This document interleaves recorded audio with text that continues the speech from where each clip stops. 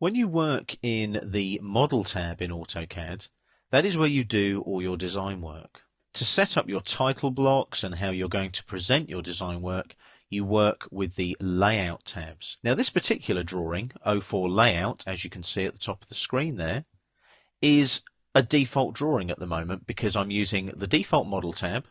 You can't change the name of the Model tab, you can't delete the Model tab. But Layout 1 and Layout 2 are just default layouts that basically come up when you open up a new drawing. If I click on Layout 1, for example, what you'll find is I get a default viewport, which is this object here, and that is looking into my model space and showing me a view of what is in the model space.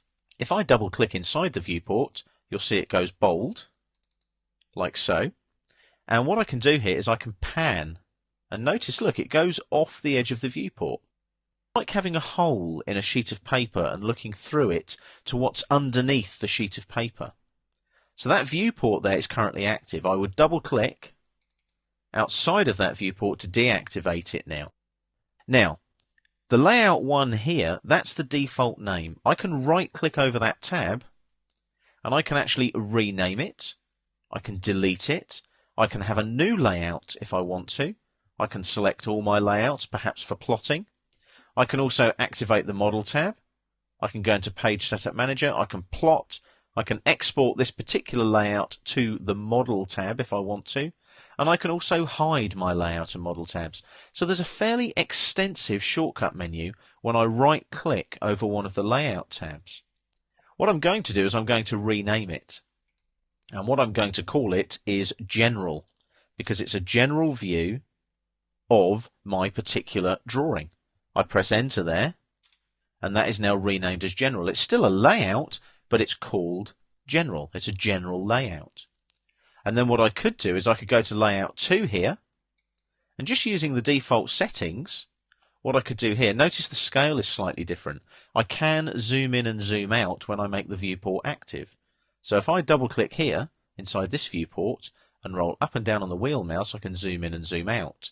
So what I might do here is I might zoom in, and maybe pan a little bit like this, make it bigger, like that.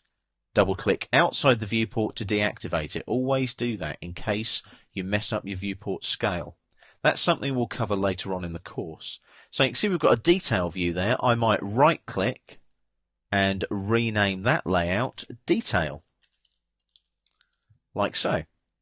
I can have as many layouts as I want in a DWG file. But I can only ever have one model, because you'll notice the model is all my real life work, yeah? General, I've got a general arrangement there, and I've got a detail arrangement there. I can right click over any layout tab at any time and have a new layout. Notice I've got a new layout 1 because these have been renamed. It starts at 1 again. Click on layout 1, another default layout with a default viewport.